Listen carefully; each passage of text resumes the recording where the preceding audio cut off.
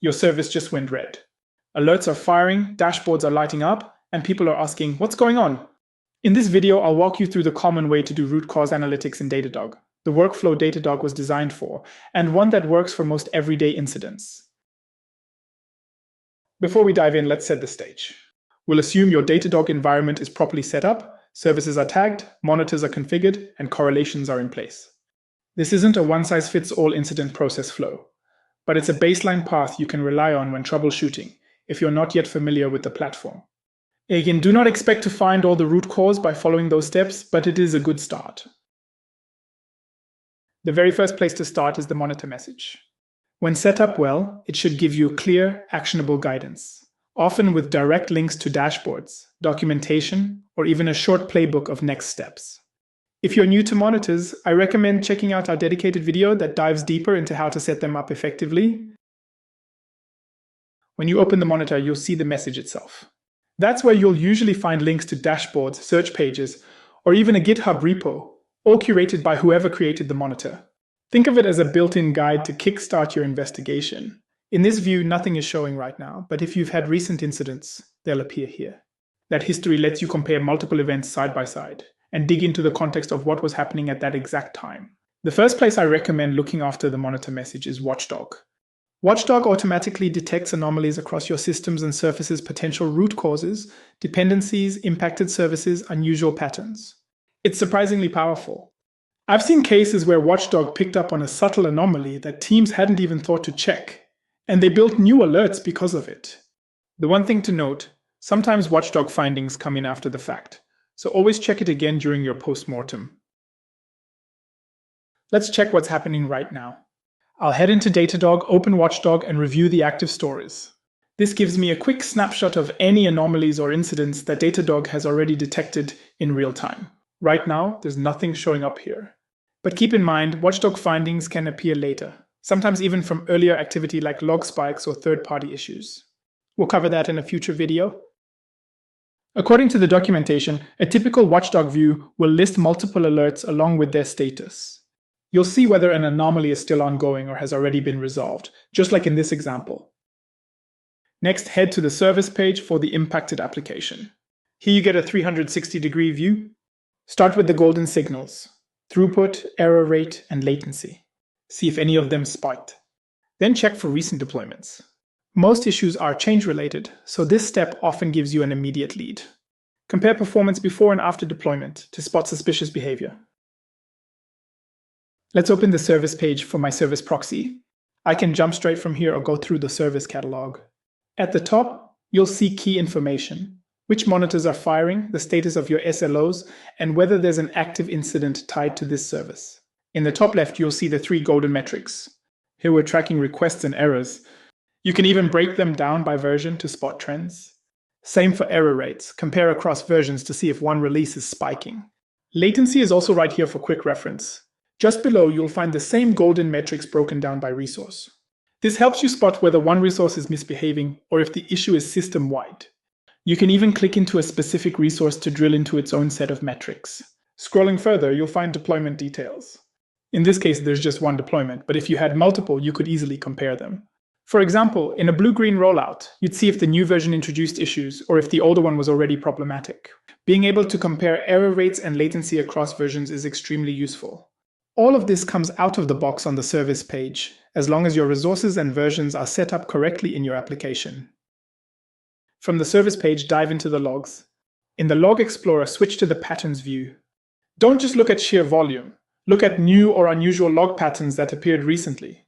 Maybe a new error code is showing up that wasn't there before. That kind of signal is gold during an incident. As I just mentioned, another key place to check during an incident is the logs. From the service page, I can go straight into logs and spot patterns right away. In the Log Explorer, you'll not only see raw logs, but also Watchdog insights. These highlight patterns driving a large share of errors, a huge time saver when narrowing down the issue. For example, I can see that 86% of errors are tied to a single client IP. Definitely worth investigating. Here I'm in the pattern section. I'm not just looking at raw logs, but also at trends, whether a new log suddenly appeared or an existing one stopped showing up. Both can point to recent changes driving the issue. A sudden change like that often signals something worth digging into further, a potential root cause hiding in plain sight. If the service itself looks fine, zoom out to the service map. This gives you a system-wide snapshot. Red and green bubbles show you which services are healthy and which aren't. Often, you'll find that your service is fine, but a downstream dependency like a database is failing. And that explains the cascading errors. But not only that, with Datadog, it is very easy to navigate between all those pages. Dependencies are another critical area to check. Here I can see both upstream and downstream services. For example, this service is reporting errors downstream, and that one shows issues further along. This helps map out where the real impact lies. If you want a broader view, switch to the service map. I find it really useful. As long as monitors are set up on each service, you'll see instantly which are green and healthy, and which are in warning or critical states. For larger maps, you can zoom into a specific service. The view is very similar to what we saw earlier, just focused, so you can analyze that service in more detail without losing context. From here, you can always jump back into the service page views we explored earlier. That way, you can dive deeper if something stands out. For example, revisiting the store ad service if it looks suspicious. If error rates or latency don't match expectations, inspect them directly. Or you can always go back to the full service page and repeat the same investigation process we did earlier with the service proxy. From there, traces can help you dig deeper. Filter for requests with high latency or errors. Look for unusual patterns. Maybe only a subset of traces are slow. Open one failing trace and follow the call chain. This can reveal whether the issue is with your code, a downstream service, or something else entirely. If dependencies are still unclear, traces will help. They show exactly how errors propagate across services. For example, I can click into this trace and see the full flame graph, with every connection mapped out. I can also open the Trace Explorer. First, I'll check the top section for Watchdog insights, just like before. These often highlight valuable context, such as errors tied to a specific IP address. Below, I'll see all the traces and can start investigating how the service behaves. In the first 15 minutes, you also get access to the flow map, another way to visualize dependencies. It's a great way to explore, navigate between services, and build a clearer picture of where the issue originates. Now, out-of-the-box features are great, but many teams also link their services to custom dashboards. This is especially relevant during incidents. Imagine you've built a dashboard that tracks resource consumption for a specific container because you've had memory issues in the past. By jumping directly into that dashboard, you can quickly confirm or rule out similar problems. Of course, this only works if your dashboards are well built. Check out our video on dashboard best practices if you need tips. So far, we've focused on out-of-the-box features. Another useful area is the software catalog, which stores metadata about all your services in one place. If I select my service proxy here, I don't have metadata set up, but typically you'll see details like ownership, reliability, and security. You can also link dashboards directly, making it easier to dive into further investigations. The idea is that this dashboard reflects the knowledge you've gathered about your service, what's important to monitor and investigate. After each post-mortem, you can even add new widgets or notes to make troubleshooting faster the next time. Here's a look at how the software catalog can evolve. In the setup section, you can create entities and define metadata, essentially building out a structured file of your services.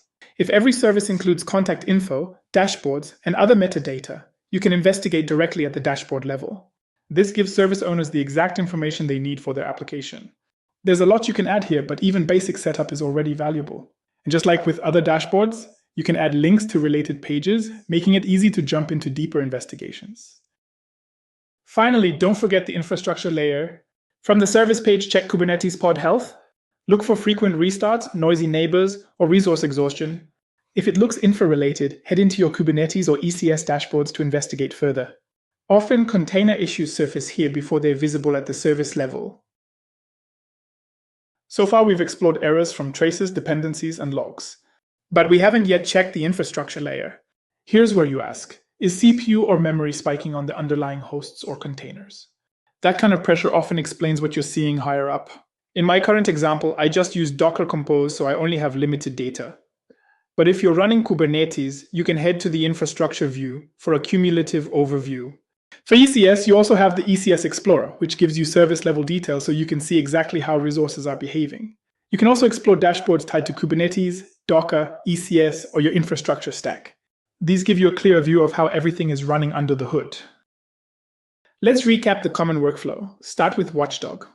Then check the service page for golden signals and deployments. From there, move into logs and patterns. Jump into custom dashboards for known hotspots. Step back with the service map to check dependencies. Use traces for detailed call investigations. And finally, confirm infrastructure health in Kubernetes or ECS. And that's the common way to do root cause analytics in Datadog, a practical workflow that balances speed with depth. If you want to go deeper, check out our other videos on APM, logs, Watchdog, and dashboard best practices.